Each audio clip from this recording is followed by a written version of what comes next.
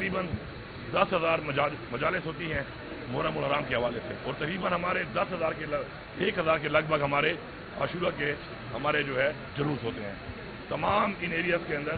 جہاں پہ ہے full time full proof security کا بندوبست کیا گیا ہے، پراپر اس کی ایک مانیٹرنگ ہو رہی ہے، کنٹرول روم بنے ہوئے ہیں، اور پھر وہ کنٹرول روم میں ایک بڑا کنٹرول روم بنا ہوا ہے جو پورے صوبے کو دیکھ رہا ہے، جس طرح یہاں پہ آپ نے دیکھے ہیں۔ ان کے علاوہ ایک جو مین کنٹرول روم ہے، ہماری انشاءاللہ پوری دعا بھی ہے اور انشاءاللہ پوری کوشش ہے کہ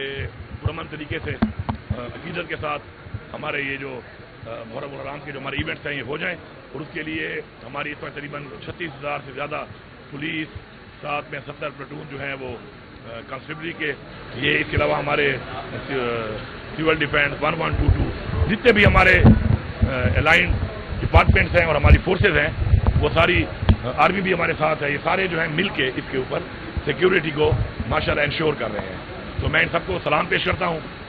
اور اس گرمی میں آپ دیکھیں کہ پورا دن اس طرح ڈیوٹی ہو رہی ہے اور اس طریقے سے یہ کام کر رہے ہیں، تو یہ سب جو ہے وہ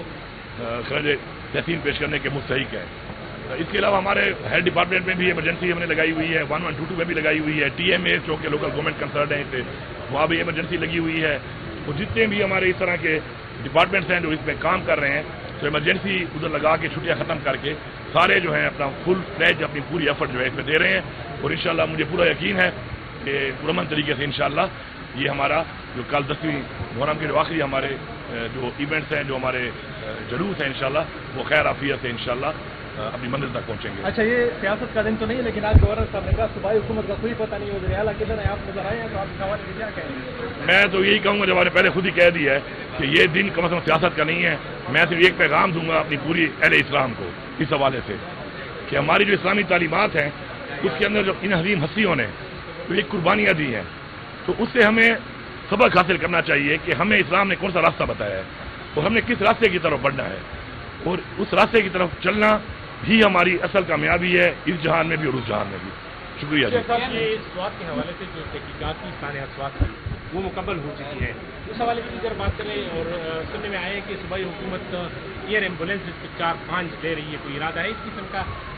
جی بالکل، اس پہ میں بعد میں آپ سے بات کر لوں گا تفصیل سے۔ آج کا دن چونکہ محرم الحرام کے حوالے سے ہے، تو اگر مزید بات چیت کریں گے تو پھر یہ جو اصل بات چیت ہے یہ رہ جائے گی، تو انشاءاللہ آپ کو پوری بریفنگ اس میں دی جائے گی کہ انشاءاللہ ہم جتنی بھی آج تک کمیاں تھیں جو پریکاشنری میجرز کے حوالے سے، ریسکیو کے حوالے سے جو ہوتی ہیں، انشاءاللہ ان کے پورا کام ہو رہا ہے، اور ہم انشاءاللہ پوری کوشش کر رہے ہیں کہ ہم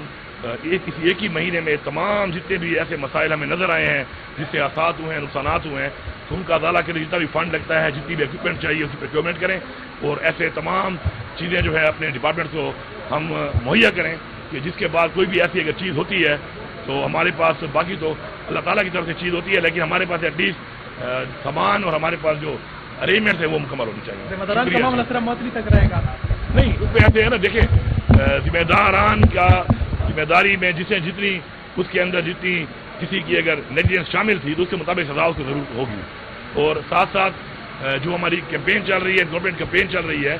یہ بھی دیکھیں نا کافی سالوں سے یہ چیز ہو رہی تھی، کسی نے اس کے اوپر کوئی کام نہیں کیا، تو اس میں میں بڑا واضح کہتا ہوں، بار بار مجھے رابطہ ہوتا ہے اس بات پہ